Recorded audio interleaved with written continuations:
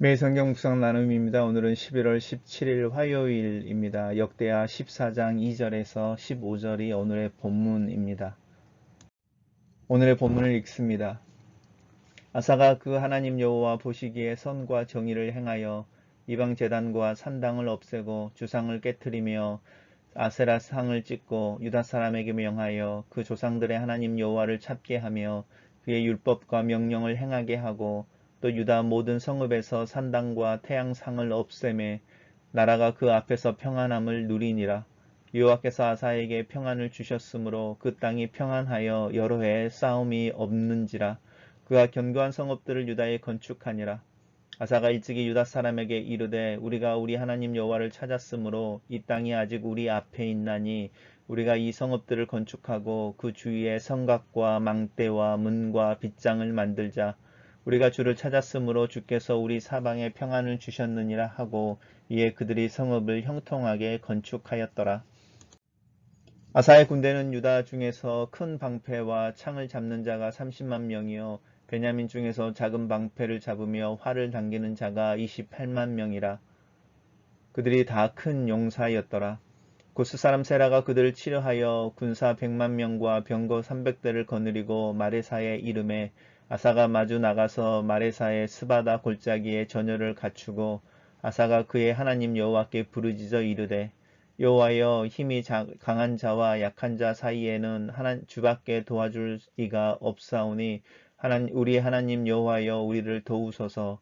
우리가 주를 의지하오니 주의 이름을 의탁하옵고 이 많은 무리를 치러 왔나이다. 여호와여 주는 우리 하나님이시오니 원하건대 사람이 주를 이기지 못하게 하옵소서 하였더니 여호와께서 구스 사람들을 아사와 유다 사람들 앞에서 치시니 구스 사람들이 도망하는지라. 아사와 그와 함께한 백성이 구스 사람들을 추적하여 그랄까지 이르매 이에 구스 사람들이 엎드러지고 살아남는 자가 없었으며 이는 여호와 앞에서와 그의 군대 앞에서 패망하였음이라. 노력한 물건이 매우 많았더라. 여호와께서 그랄 사면 모든 성읍 백성을 두렵게 하시니 무리가 그의 모든 성읍을 치고 그 가운데 있는 많은 물건을 노략하고 또 짐승 지키는 천막을 치고 양과 낙태를 많이 이끌고 예루살렘으로 돌아왔더라. 오늘 본문은 아사 왕의 종교개혁과 또 구스와의 전쟁에 대한 기록을 하고 있습니다. 두 개의 단락으로 나누어져 있습니다. 첫 번째 단락은 아사왕의 종교개혁에 대해서 이야기를 하고 있습니다. 이 아사왕은 지금 벌써 4대째 왕인 거죠. 솔로몬, 르호보암, 아비야, 그리고 아사 이렇게 연결되어집니다. 아사왕은 네 번째 남유다의 왕으로서 40년 정도, 41년 정도 오랫동안 통치한 왕이었습니다.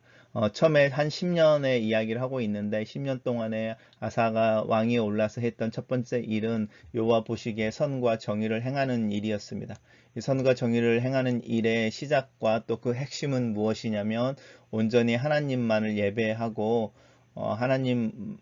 하나님만을 찾는 것이었습니다. 유다 사람들이 명하여 그의 조상들의 하나님 여호와를 찾게 하는 것이었다라고 말합니다.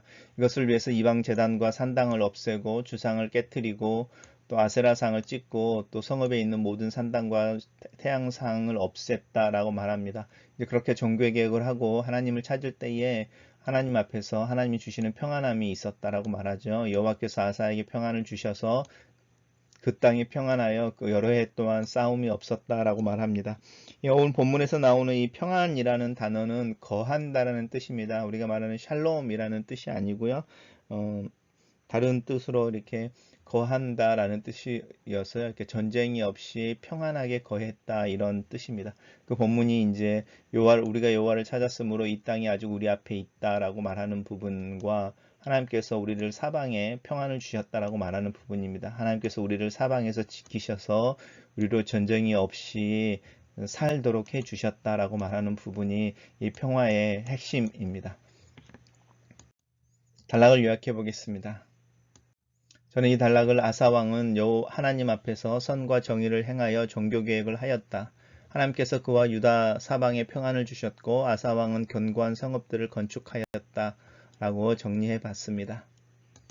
두 번째 단락입니다. 이제 두 번째 단락은 그렇게 10년의 첫 평안했던 하나님이 보호하셨던 그 축복의 시간들 속에 이제 도전이 오는 부분이죠. 전쟁이 일어나게 되는 부분인데 먼저 아사 군대에 대한 이야기로 나옵니다. 아사의 군대가 유다 중에 큰 방패와 창을 잡는 자가 30만 명이었고 베냐민 지파 중에는 작은 방패를 잡으며 활을 당기는 자가 28만 명이었다라고 말하죠.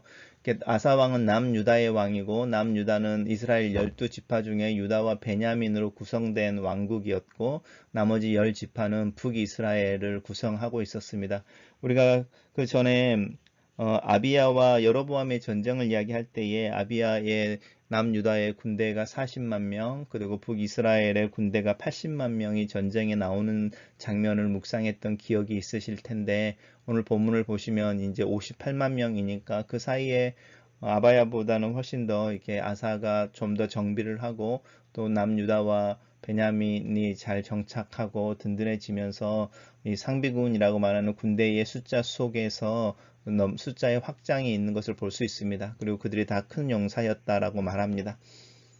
그런데 이제 이렇게 있는 중에 구스 사람 세라가 이제 100만 명이라고 말하는 거의 2배에 가깝죠. 100만 명과 병거 300대를 거느리고 이제 남유다를 공격해오는 이야기를 하고 있습니다. 구스 사람 세라라고 말하는데 이 구스 사람 세라라고 말할 때 구스 왕 세라라고 말하지 않고 구스 사람이라는 표현을 쓰면서 이 세라라고 하는 사람에 대해서 약간 의문을 들게 하는 거죠.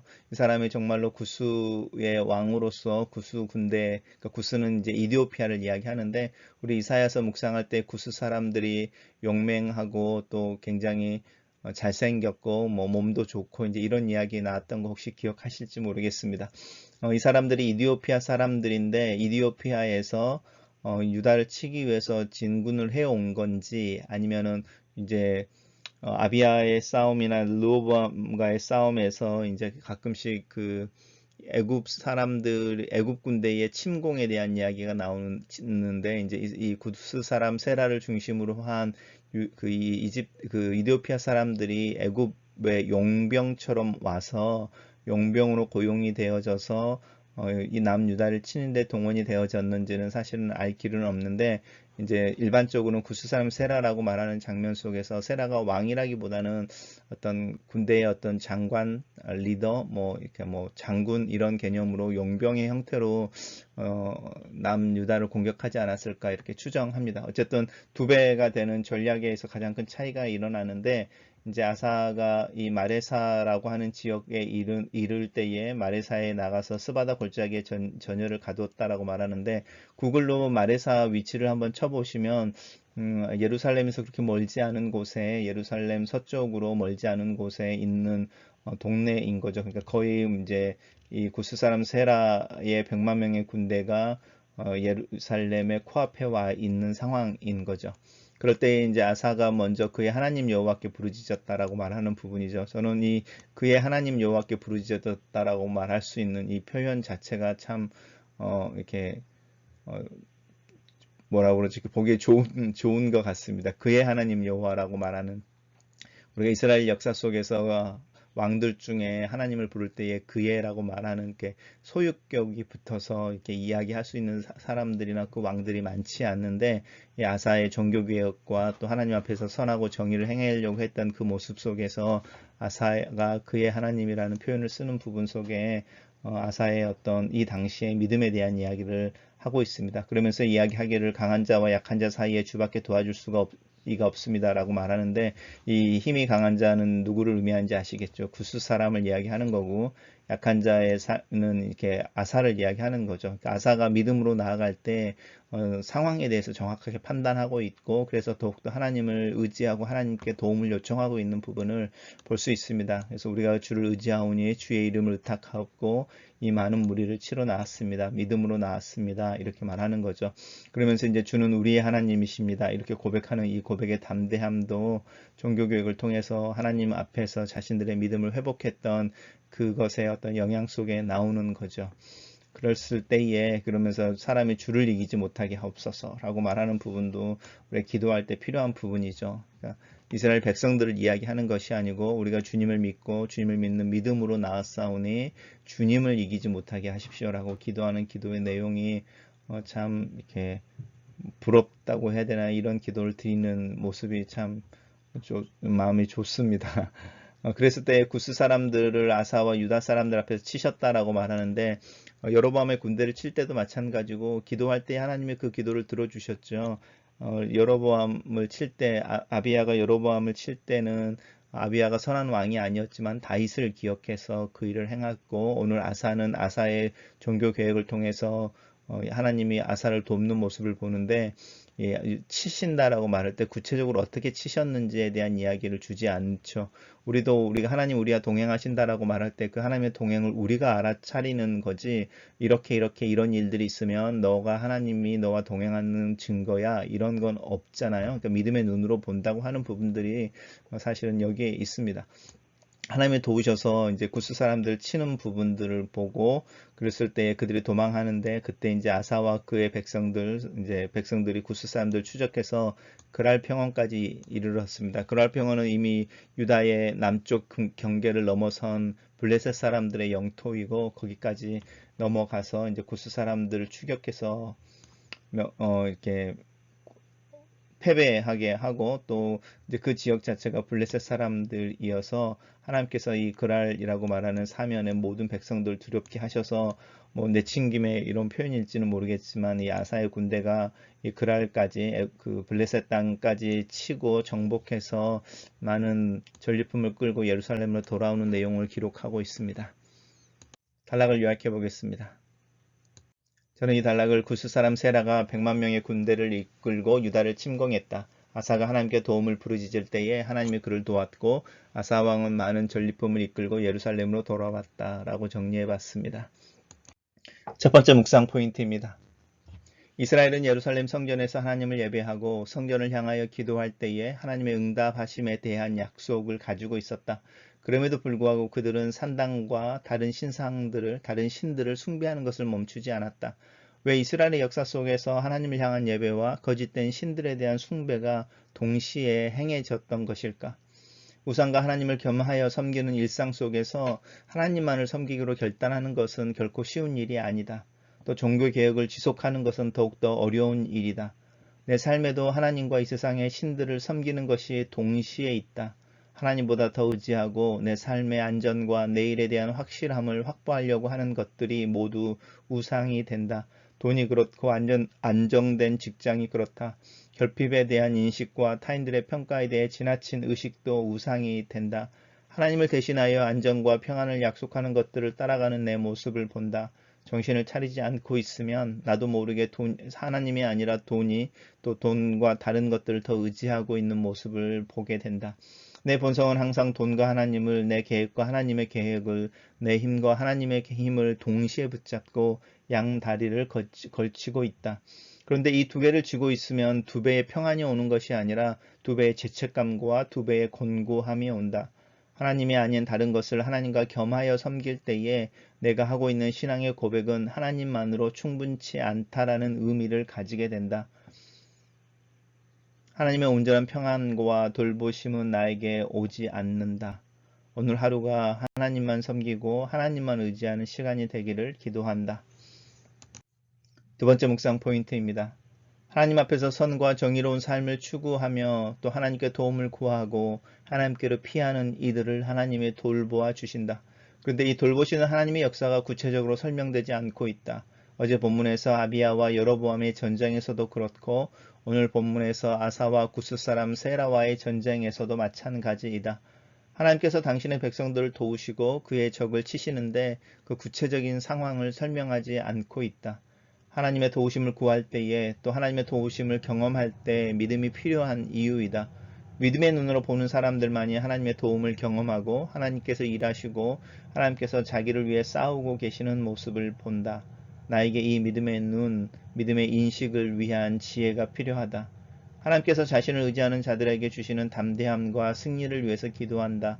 내 삶도 이제는 용사처럼 서며 담대하게 행진하는 용자의 삶이 되기를 기도한다. 주님을 의지하는 믿음으로 위대한 일을 시도해보고 싶다. 이 위대한 일은 내가 믿음으로 일어서서 내 두려움을 대응하여 내 자신을 부인하고 하나님을 위해 또 하나님과 함께 하나님의 일을 해보는 것이다. 하나님과 함께하는 일에 대해 기도한다. 오늘 하루의 삶이 하나님과 함께 살아내는 일이 되게 하시고 내 미래를 향해 하나님이 가지고 계시는 계획과 또 내가 하나님과 함께 살아내고 싶어하는 삶의 방식이 일치하는 또 구체적으로 그려지는 믿음의 지혜와 상상력을 갖게 하시고 또 그것을 추구하는 삶을 또 그런 하루가 되게 도와주시옵소서. 글로 쓰는 기도입니다. 하나님, 나는 하나님을 아버지라 부르며 이 세상과 내 삶의 주관자로 고백하면서도 이 세상의 약속, 이 세상의 방법, 이 세상의 지혜를 따라 살아갑니다. 한 손으로는 하나님의 이름을, 다른 한 손으로는 이 세상의 신들의 이름을 동시에 붙잡고 있습니다. 하나님과 돈을 겸하여 섬기며 하나님과 내 계획을 동시에 시도하며 내 혈기와 감정을 하나님을 향한 열정과 함께 표현하며 삽니다. 내 마음을 차지하고 있는 거짓된 우상, 거짓된 신들을 제거하여 주시옵소서. 하나님께서 계시고 또 지배하시는 내 마음의 영토가 조금씩 넓어지기를 원합니다. 그리하여 온전히 하나님만 계시고 하나님의 약속만이 힘을 발휘하는 그 내 마음이 되기를 기도합니다. 이 세상을 살면서 많은 두려움을 경험하고 죄책감과 씨름할 때도 있습니다. 외로움과 고독에 몸부림치기도 합니다. 내 얼굴 위에는 그렇게 가면이 두껍게 또 여러 겹으로 쓰여지고 있습니다. 언제쯤 이 가면이 벗겨지고 내 마음의 생각과 내 마음의 감정이 정직하게 분명하게 직설적으로 하나님과 또 내가 만나는 사람들 앞에 표현되어질 수 있을까요? 그렇게 내 모습을 드러내는 일, 또 그렇게 드러내도 하나님 앞에서 안전한 느낌을, 또 다른 사람들 앞에서 안전한 느낌을 가질 수 있는 내가 될 수 있을지, 하나님, 어린아이처럼 사는 것이 아니라 내 자신을 알고 내가 섬기는 우상을 이름 지어 부를 수 있고, 그래서 그 우상을 대적하여 하나님을 선택할 수 있는 정직하고 통찰력이 있는 믿음의 지혜, 또 순종의 용기를 위해서 기도합니다. 내 삶에서 일하시는 하나님을 믿고 감사합니다. 하나님의 도우심이 항상 나와 함께 있는 것을 믿습니다. 나로 하여금 이 믿음을 꿈꾸게 하시고 이 믿음을 따라 그 믿음을 구체적으로 드러내고 경험하는, 또 하나님의 일하심을 분명하게 보는 오늘 하루가 되기를 기도합니다. 아멘.